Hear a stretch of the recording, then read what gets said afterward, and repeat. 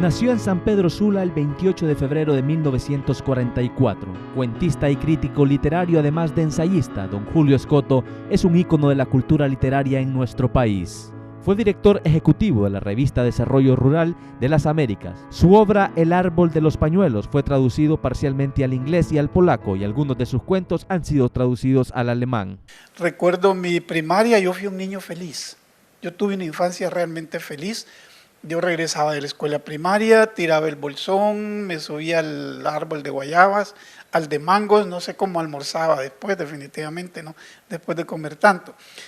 Donde empezó mi crisis existencial fue en la adolescencia, en la secundaria, porque ese niño feliz de repente se encontró con los reclamos sociales, tiene que comportarse así, tiene que comportarse de esta otra manera, y sobre todo con el espectro religioso. Es decir, entré a un colegio religioso y me llenaron la cabeza del demonio, vírgenes, santos, castigo, pecado, y ahí se arruinó mi felicidad. Yo soy religioso, yo creo en Dios, pero no creo en absoluto en la estructura de las iglesias. Yo no soy practicante, yo no voy a las iglesias. Si acaso una vez al año, en Navidad, o al inicio de año voy a un templo, oro unos minutos y salgo, nada más.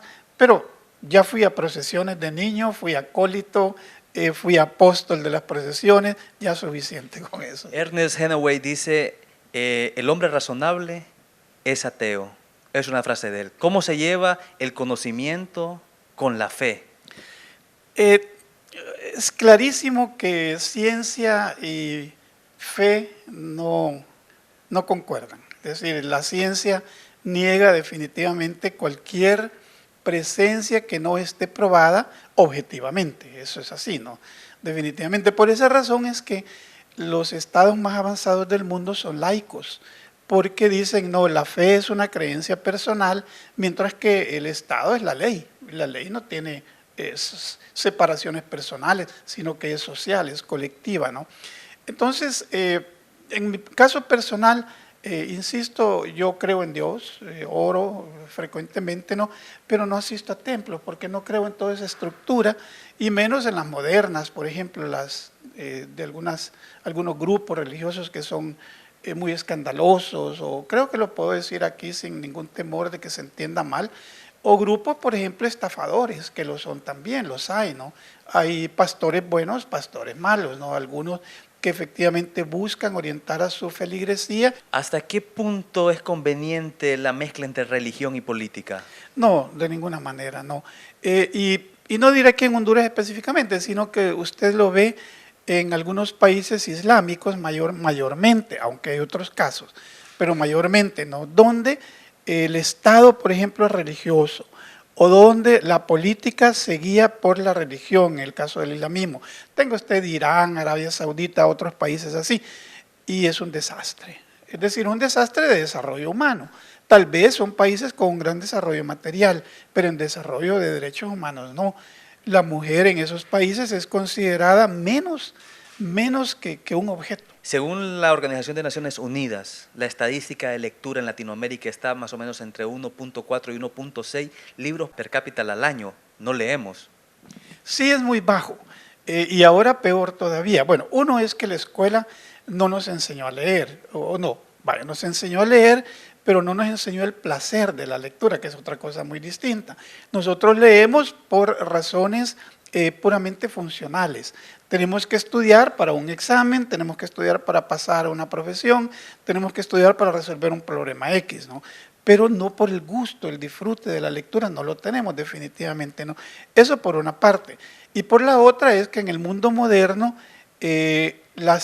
llamémosle así, que no es una palabra muy exacta, las tentaciones visuales o de la visualidad son enormes. ¿Cómo un joven va a querer leer un libro si ve una película donde le presenta lo mismo, ¿no? Por ejemplo, ¿no? O bien ve un documental donde se le explica todo lo que podría leer en un texto. Entonces la tentación visual es muy grande en el mundo moderno, hasta que ojalá nos vuelvan a enseñar el gozo de la lectura. José Luis Borges decía, muchos se enorgullecen de lo que han escrito y yo de lo que he leído. ¿Qué ha leído don Julio Escoto? Sí, bueno, mi vida son los libros, ¿no? Definitivamente, y sí he leído, he escrito, creo que bastante, pero he leído más definitivamente. Precisamente ayer explicaba en una universidad sobre la novela Mía Madrugada, que para escribir un capítulo sobre los piratas en 1600, 700, tuve que leerme 14 libros de piratas, ¿no? Porque cuando iba a escribir dije, ¿y estos piratas qué tipo de barco andaban? ¿Cómo se vestían? ¿Cómo hablaban? ¿Qué armas tenían? ¿Usaban reloj? ¿No usaban reloj? Todas esas características hay que leerlas. Lo mismo le pasó con Morazán también. Con el Morazán igual. En mi libro de Morazán pasé 2 años estudiándolo, leyendo todo lo que había sobre Morazán y luego 40 días a terminar la novela. Lectura, muchas lecturas. ¿Cuál cree que es el problema en realidad del hondureño en este momento? Económico. Le parecerá una respuesta equivocada porque lo primero que uno piensa es la violencia, la inseguridad. Pero es que hay que trascender la violencia y la inseguridad proviene de lo económico. Si nosotros fuéramos un país donde hay trabajo suficiente, donde no hay tanta pobreza, estamos al 60% de pobreza en la población, es terrible, ¿no? Estamos al 40% de miseria, estadísticamente es horrible. Entonces, si la gente tuviera trabajo, posibilidades de desarrollo, su mínima pequeña empresa, muy probablemente, no lo sabemos, probablemente no aceptaría o practicaría tanto la violencia. Yo creo que el problema esencialmente del país es económico profundamente. Don Julio, se montó una obra sobre un libro suyo. ¿Obra de teatro? Una obra de teatro sobre un libro suyo. Tengo entendido que la obra dejó de estar en función porque ciertas personas del elenco sintieron temor por el tema que se tocaba. Vivimos en un país de verdad donde un artista siente miedo por expresar X tema. En Sí. este caso tocaba el tema de los militares. Sí, sí, efectivamente en la novela Bajo el almendro junto al volcán. Ida Mario la montó en teatro y en esa novela se hace crítica fuerte a cierto rango, cierto sector del militarismo hondureño que en los años 70, 80 era muy corrupto e incluso muy infiltrado por el narcotráfico, pero no significa que sea todo el ejército.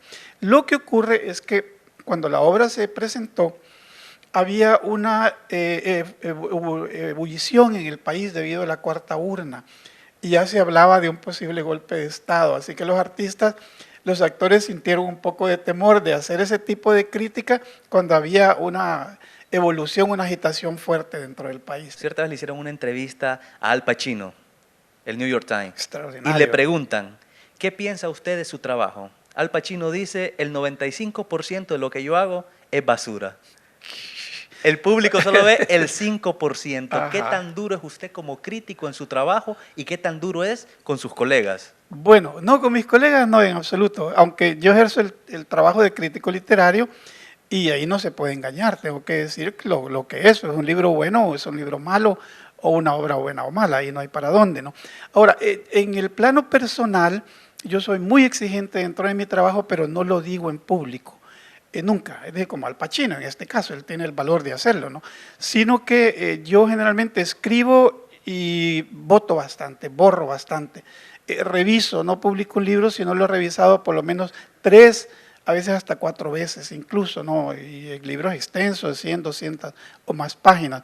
Y creo que tiene que ser así por respeto al público, pues, e incluso por respeto a uno mismo como autor. Uno no puede ya, y menos a mi edad, publicar un libro malo.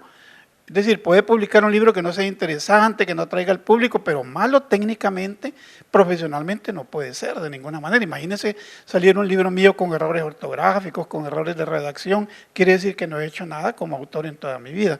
Entonces sí soy muy crítico mío mismo, intenso por dentro, pero generalmente por fuera pongo una cara alegre.